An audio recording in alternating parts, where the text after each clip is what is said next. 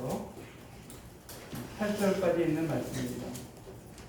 사무엘하 9장 1절에서 8절까지 제가 한 절 읽고 여러분 한 절 읽고 교독하도록 하겠습니다.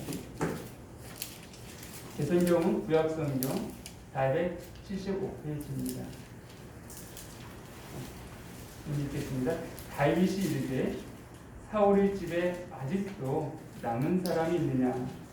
내가 요나단으로 말미암아 그 사람에게 은총을 베풀리라 하니라. 사울의 집에는 정한 사람이 있으니 그 이름은 시바라. 그를 다윗의 앞으로 부르매 왕이 그에게 말하되 내가 시바냐? 이르되 당신의 종이니이다 하니라. 왕이 이르되 사울의 집에 아직도 남은 사람이 없느냐? 내가 그 사람에게 하나님의 은총을 베풀고자 하노라 하니 시바가 왕께 아뢰되 요나단의 아들 하나가 있는데 다리 저는 잔이이다 하니라. 왕이 그에게 말하되 그가 어디냐 하니 시바가 왕께 이르되 로드발 랑미엘의 아들 왕의 집에 있나이다 하니라. 다윗 왕이 사람을 보내어 로드발 앙미엘의 아들 마기리 집에서 그를 데려오니 사울의 손자 요나단의 아들 물기보셋이 다윗에게 나와 그 앞에 엎드려 절하매 다윗이 이르되 물기보셋이여 하니 그가 이르기를 보소서 당신의 종이니이다. 다윗이 그에게 이르되 무서워하지 말라.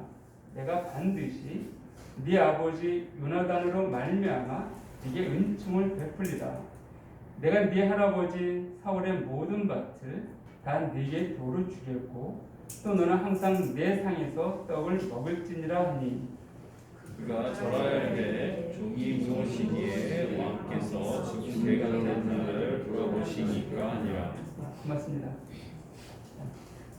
방금 읽었던 사무엘하 9장 1절에서 8절까지의 본문을 가지고 왕이 베푸는 은혜라는 제목의 말씀을 나누려고 합니다.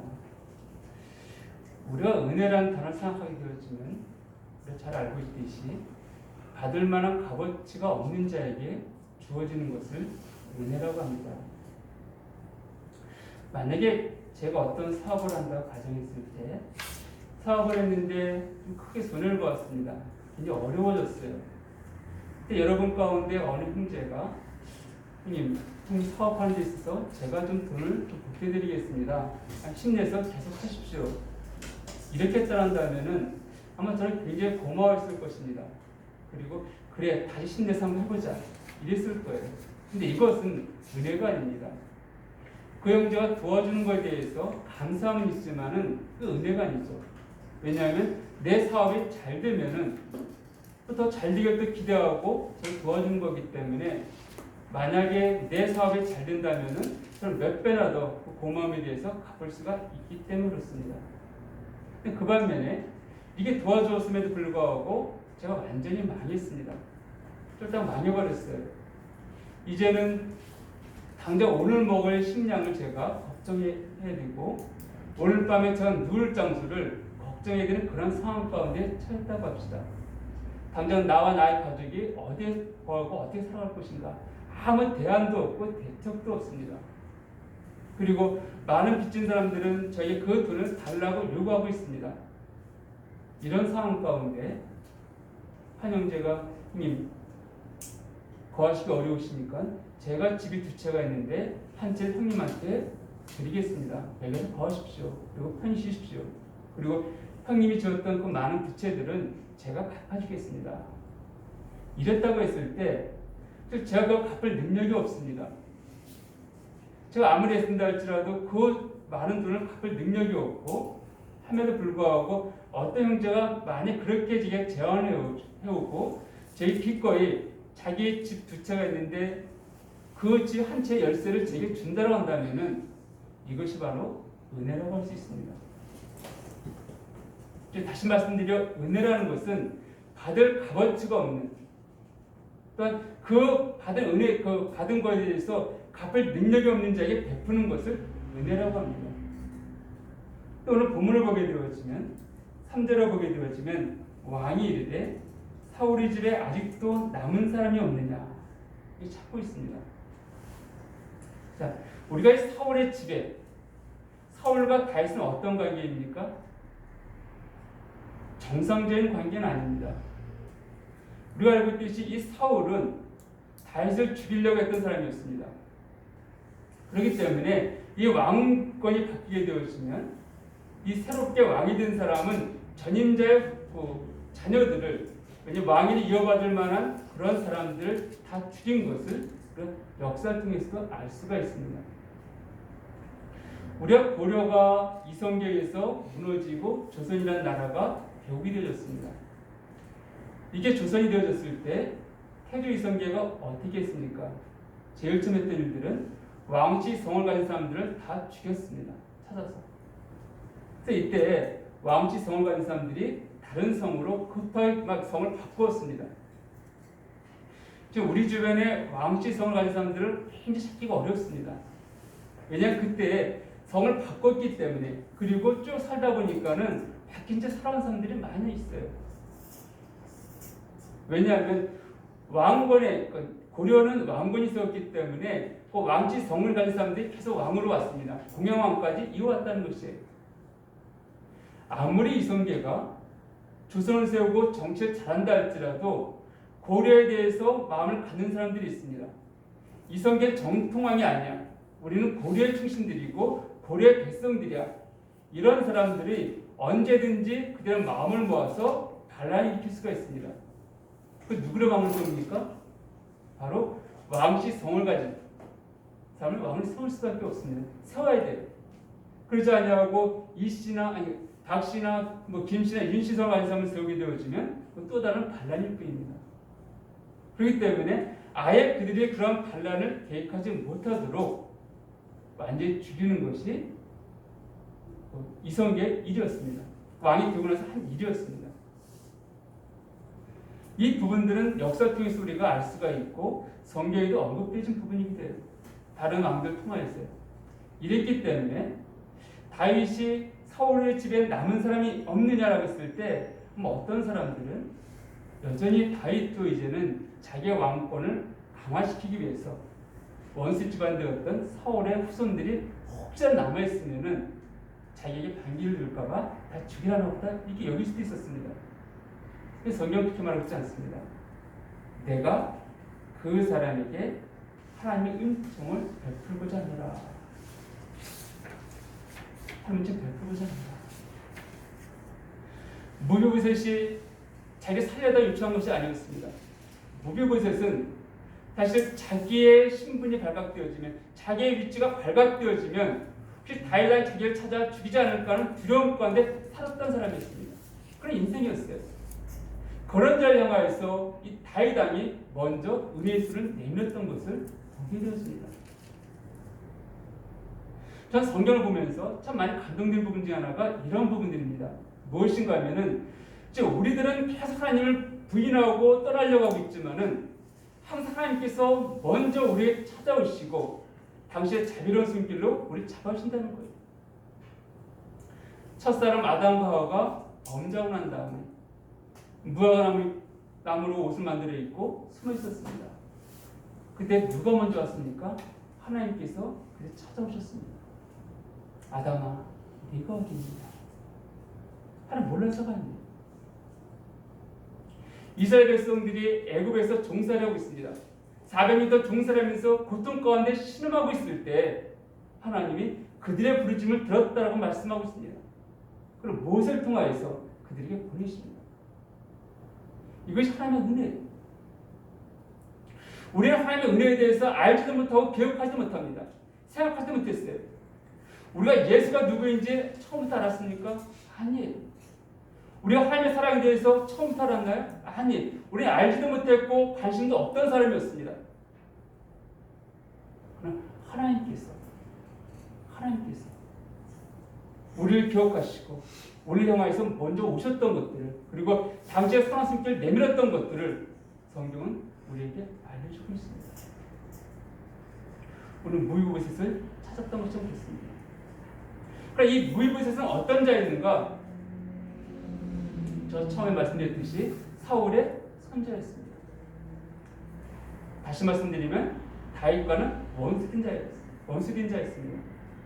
우리가 생각하기에 사울의 손자이고 이 무비보셋이 5살 때 성경 학자들이 하면은 5살 때 이 사울과 요나단이 길라산에서 블레셋과 싸우다 죽음을 당합니다.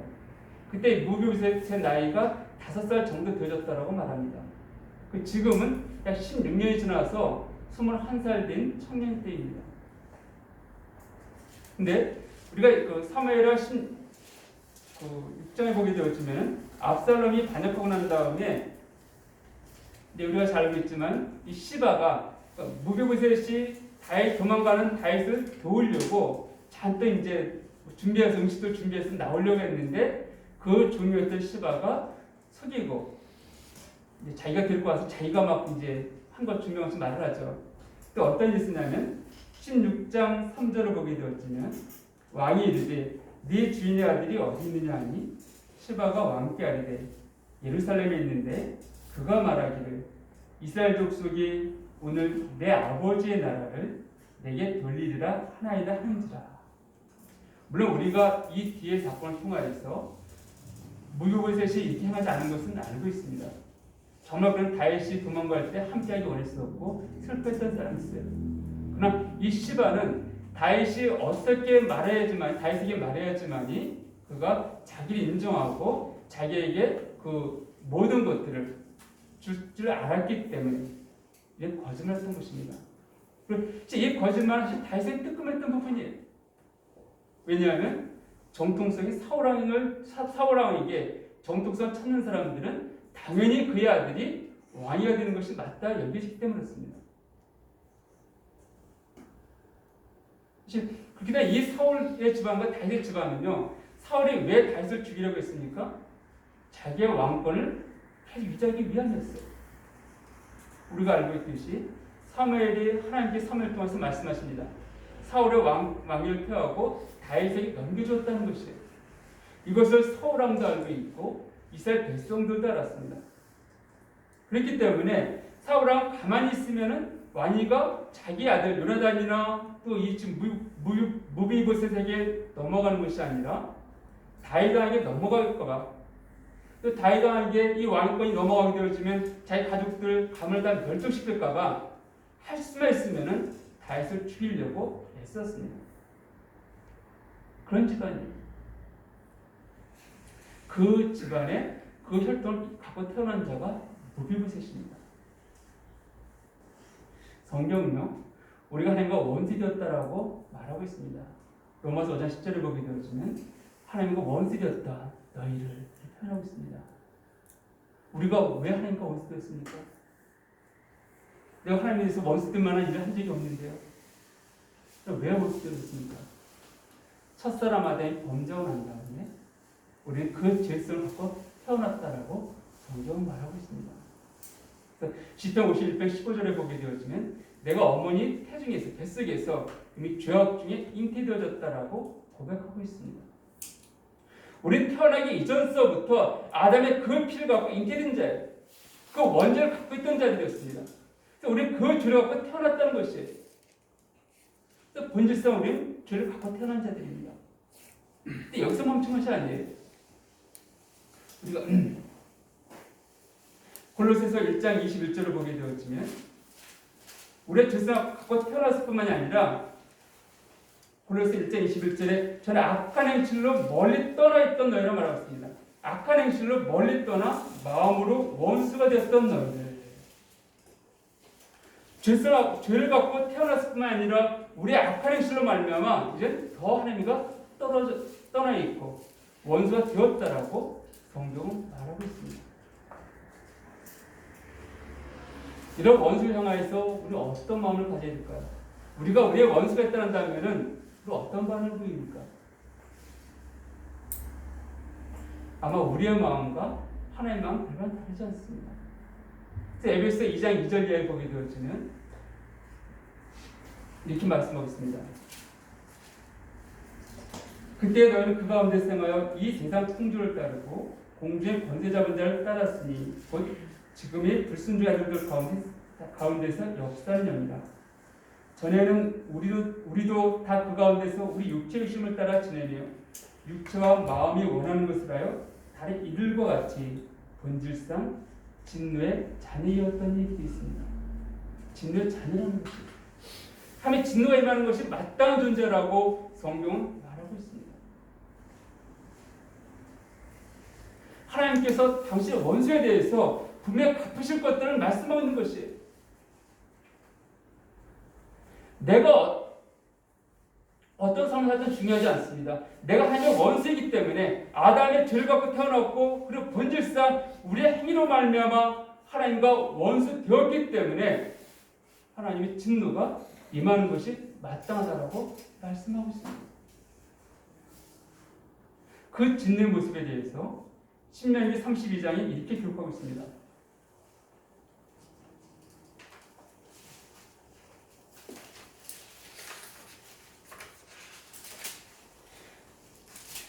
신명기 32장 41절과 42절에 있는 말씀을 제가 읽어드리면 내가 하나님 하신 말씀입니다. 내가 내 번쩍이는 칼을 갈리고 내 손이 정의를 붙들고 내 대적들에게 복수하며 나를 미워하는 자들에게 보응할 것이라. 내 화살이 피에 취하게 하고 내 칼이 그 고기를 삼키게 하리니 곧 피살자와 포로된 자의 피로 대적의 우두머리 머리로다. 하나님께서 대적자들 향하여서 원수 된 자들 향하여서 이렇게 하신다라고 말씀하고 있습니다. 또한 시편 7편 11절을 보게 되어지면 이렇게 말씀하고 있습니다. 시편 7편 11절에 보게 되어지면 하나님은 의로우신 재판장이시며 매일 분노하시는 하나님이시로다.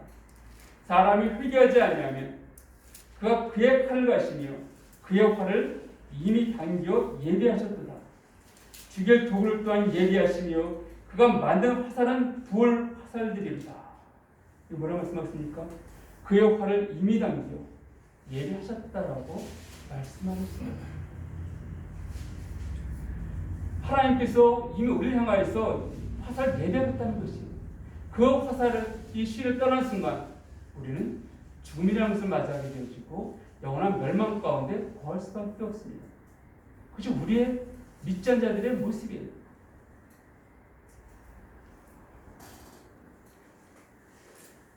마치 어떤 사람이 표현한 적이 있었는데 사람 머리 위에 커다란 바위가 있다고 합시다. 우리 머리 위에. 굉장히 두렵겠죠. 근데 두려움도 잠깐이에요. 시간이 좀 지나다 보면은 사람은 적응을 합니다. 저 바위는 원래 있는 거예요. 근데 그 바위의 이름이 무엇인가 하면 죽음입니다. 사망이에요. 떨어지면은 죽습니다. 근데 그 바위가 어떤 사람들 머리에 가까이 달려 있고요. 어떤 사람들 머리에서는 멀리 떨어져 있습니다. 가까이 있는 사람들 생각하기에는 나는 곧 떨어져 죽을 수 있겠구나. 혼자는 뭐 그럴 수 있겠죠.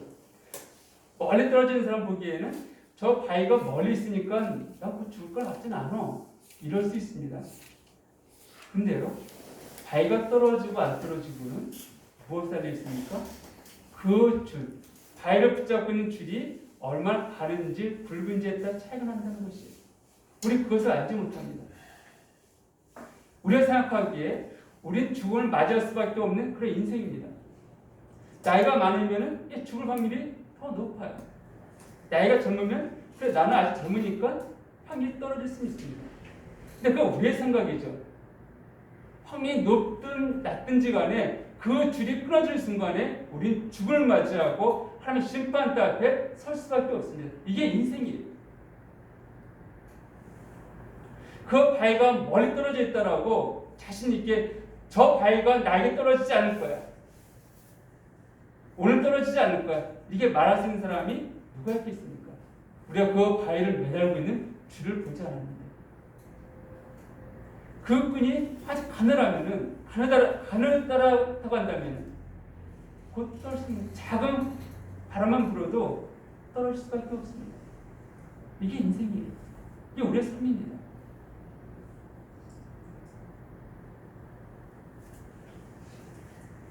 그래서 성경은 내 일을 잘하지 말라고 말씀하는 것이에요.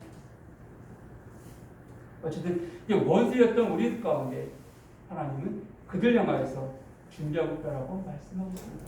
무엇을요? 심판이요.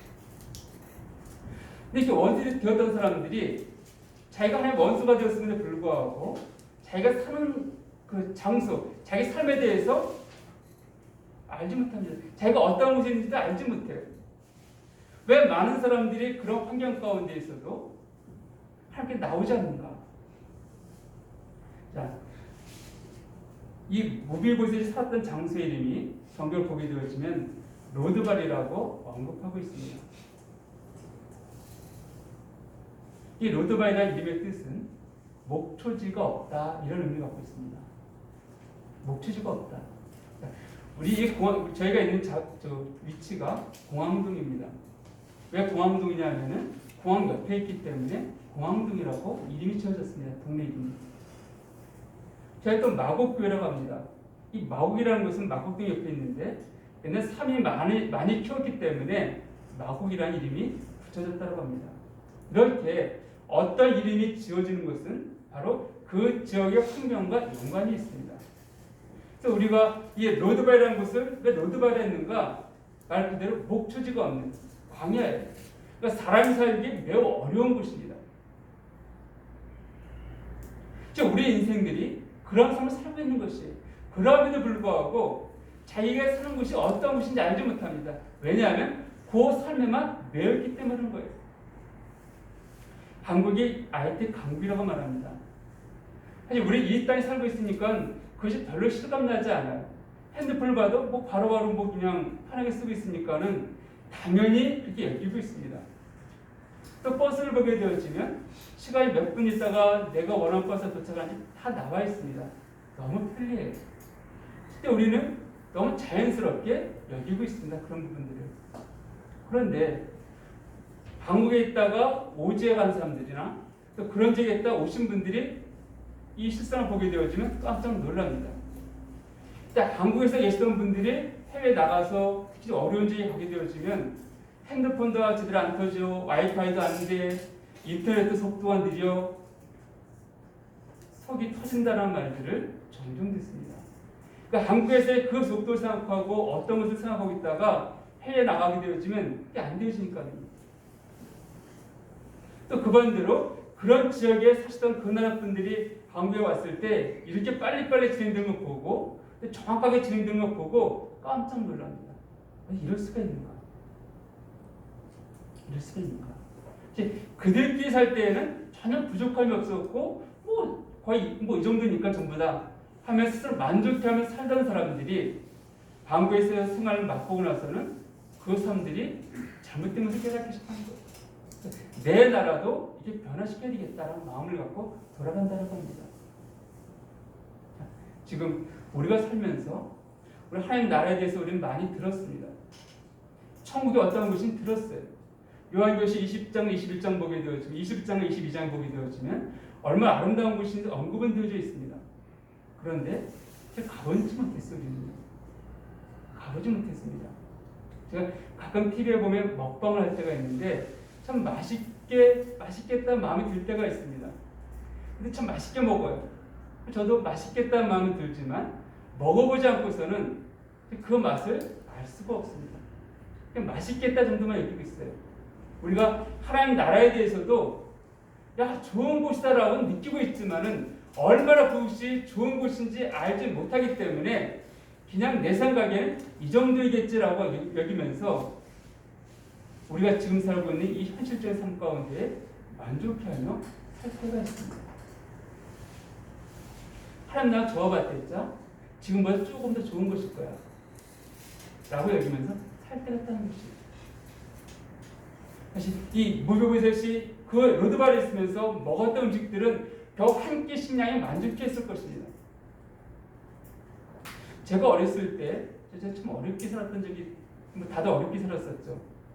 그때 쌀밥 먹는 것만 하더라도 정말 소원이었습니다. 쌀밥을 먹을 기회가 거의 없었기 때문에 그렇습니다. 쌀밥에 김치 하나 있으면 밥 뚝딱이었었고요. 쌀밥에다가 그냥 날개를 하나 풀어하고 간장만 비벼 먹어도 그게 맛있던 시절이 있었습니다. 그때 그게 너무 행복했어요. 근데 만약에 그때 지금의 부패를 본다라 한다면은 상상이 안 갔을 것입니다.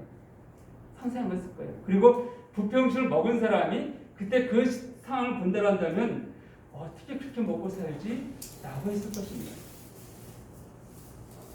근데 원래 거기 살던 사람은 이 부패를 모르기 때문에 좀 만족하고 있는 것이에요. 우리 삶도 그러지 않습니까? 참, 한 가지는 여러분들의 삶 가운데에서 천국을 저도 가보지 못했기 때문에 좀 마음으로 느끼는 부분들이 있지만 조금 여러분들의 마음을 좀 새롭게 하기 위해서 이런 질문을 던져보고 싶습니다. 여러분들 살아오시면서 가장 기뻤던 때가 언제이십니까? 아마 다 다르다 얘기입니다. 어떤 분들은 자기가 원했던 대학에 들어가신 분도 있을 것이고, 어떤 분들은 자기가 원하는 직장, 승진, 좋은 차를 구입했을 때, 아니면 내 집을 장만했을 때, 또는 결혼했을 때 아마 다양하게 있으리라 여겨집니다. 그때 그 기쁨들이 얼마나 컸는지 생각만 해도 참 그때 좋았었는데라고 느끼실 거예요. 그런데 지금은 그러한 감정들이 많이 사라져 버렸습니다. 그때 참 며칠 동안 좋았었고 한두 달 좋았었는데 시간이 지날수록 그런 마음들, 그런 기쁨들이 사라져 버리는 것들을 보게 되십니다. 그런데요, 하나님 나라에 가게 되시면 거기에 좋은 대학에 들어갈 일이 없습니다. 공부가 없어요. 우리 학생들한테 얼마나 한정되니까 공부가 없고 경쟁이 필요가 없습니다. 시험을 위해서 걱정할 이유가 없습니다. 내 집이요. 요한계시 21장에 보게 되면 황금으로 만든 집이 내 집입니다. 내 집이에요. 그러니까요. 자동차요. 거기는 자동차 원하면 내가 광고 이동할 수 있는 곳이 그곳이에요. 예수님께서 우리 닫혀 있음에도 불구하고 계속 들어오셨잖아요. 그러니까 자동차가 더 좋은 곳이 있는데 결혼이요. 우리가 그날 거기 갔을 때 가장 귀한 그 신랑을 만날 것입니다. 그 신랑은 나만을 사랑합니다.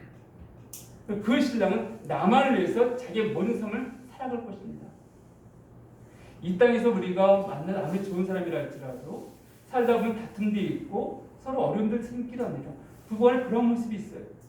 그러나 우리가 만날 신랑은 그러하지 않습니다. 자, 어떤 갈등이나 어떤 다툼도 없습니다. 그것도 영원히 우리가 이때에서 맛보았던 기쁨들 하나 잠깐 누렸던 그 기쁨들이 거기서 한꺼번에 모아집니다. 그리고 영원토록 그 기쁨들이 늘게 되어지는 곳이 바로 그곳이에요.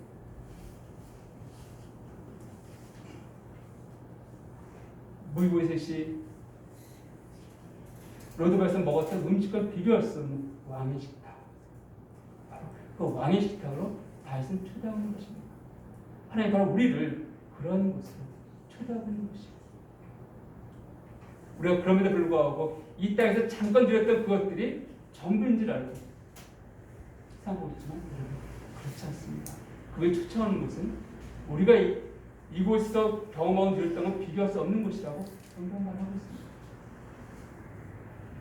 세 번째로 이 무이곳에 보게 되어지는 다리 전원자였다라고 성경 말하고 있습니다.